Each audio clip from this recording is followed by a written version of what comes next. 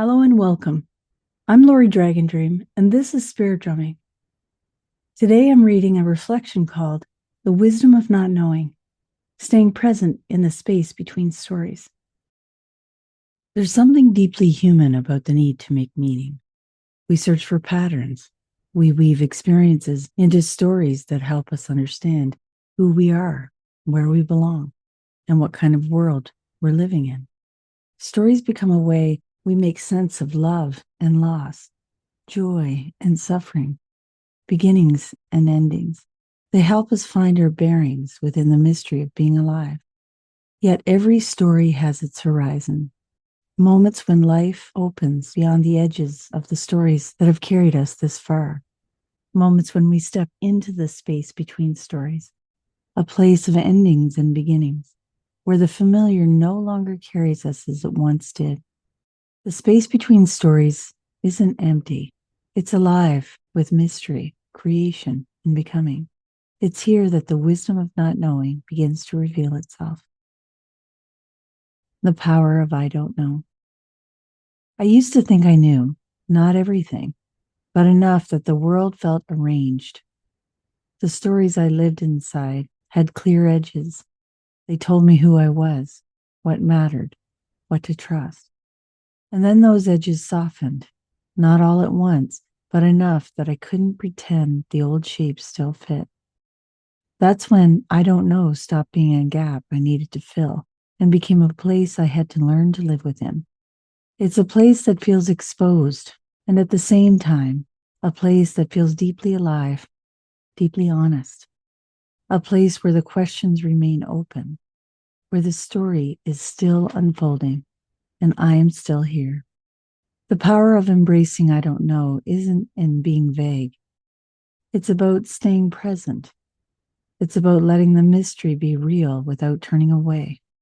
I don't know can be a kind of courage. It can keep us honest. It can keep us listening. It can keep us close to what's actually happening. If you too find yourself here in that wide open space of I don't know, you're not behind. You're not failing. You're simply standing in a real place. And maybe, I don't know, can be a way to stand here. The stories we're living through. We are surrounded by stories from media, politics, religion, spirituality, culture, family, and community. Some offer meaning, connection, and direction. Others seek to persuade, frighten, divide, or sell. The sheer volume of these stories can make them appear larger than life itself, more important, more powerful, more real.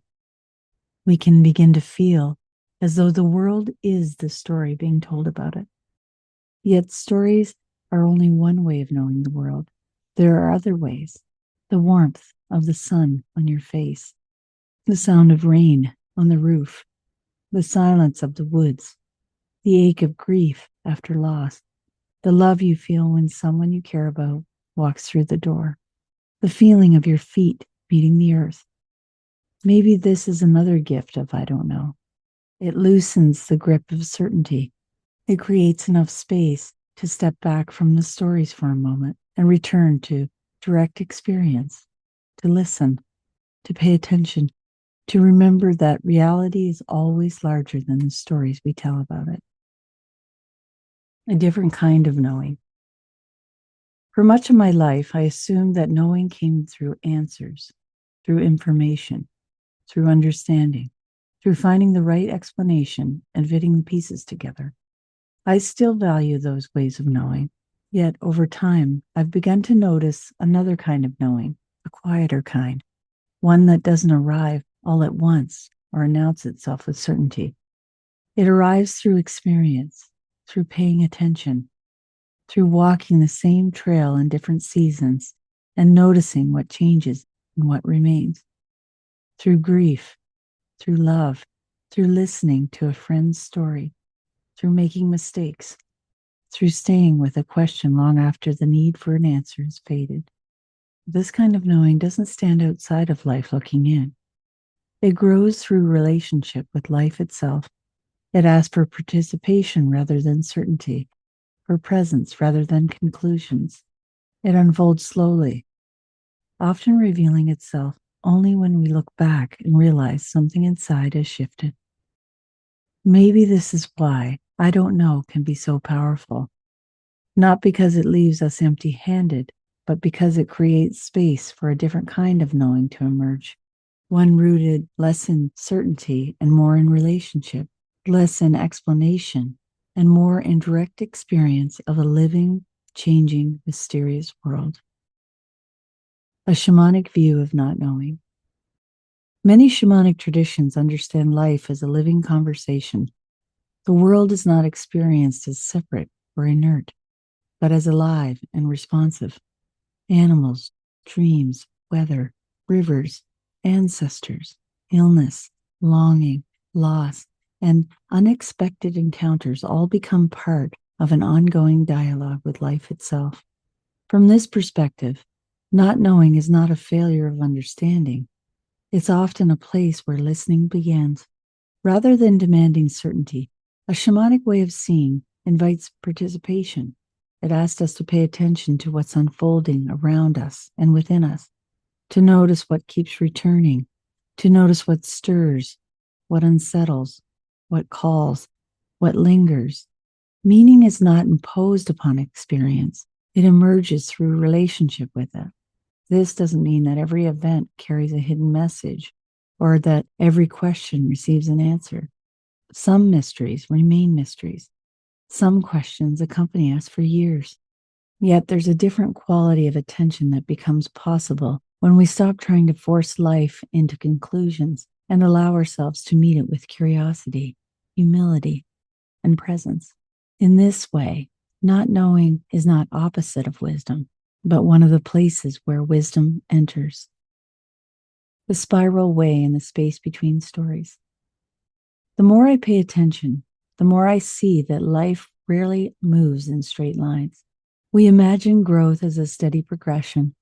We expect clarity to replace confusion, answers to replace questions, certainty to replace doubt. Yet, life often unfolds differently. The questions we thought we had answered return. Old patterns reappear. Longings we believed we left behind rise to the surface once more. Life invites us into a deeper relationship with what we thought we already knew. This is one of the reasons the image of the spiral speaks to me. A spiral returns, but it never returns to the exact same place. Each turning offers a different perspective, a different understanding, a different relationship with the mystery at the center. What seemed simple reveals new layers. What once felt certain softens. What once felt impossible begins to open. The space between stories is woven throughout this movement. It appears whenever a way of seeing has run its course and something new is beginning. It appears in times of transition, loss, longing, change, and becoming. It appears whenever life asks more of us than certainty can provide. From a spiral way perspective, these moments belong to the journey itself. And the invitation is to remain present, to listen, to participate with what's unfolding, to trust that something is taking shape, even when its form is still unknown. Companions for the journey. These companions don't offer answers. They don't remove certainty. They help me stay present when the path ahead is unclear. Dear reminds me to listen with my whole being, to move gently, to remain open even when fear is present. Fool reminds me that wonder is still possible, that disappointment doesn't have to close the heart, that life is larger than what I already know. Salmon reminds me to trust what keeps calling, to honor the deeper currents moving beneath the surface of my life. Stone reminds me to slow down, to be patient, to stay, to remain grounded when everything feels uncertain. Dog reminds me that companionship matters, that we're not meant to carry everything alone. Raven reminds me that every story reveals one thing and conceals another. She invites me to look beyond first impressions and to remain open to what I may not yet see. That mystery is not something to solve, but something to enter. Maybe you have companions of your own, a place, an animal, a tree, a dream, a memory, a person whose presence helps you return to yourself, something that reminds you how to stay present when you can't see the way ahead. Practices for staying present in the unknown.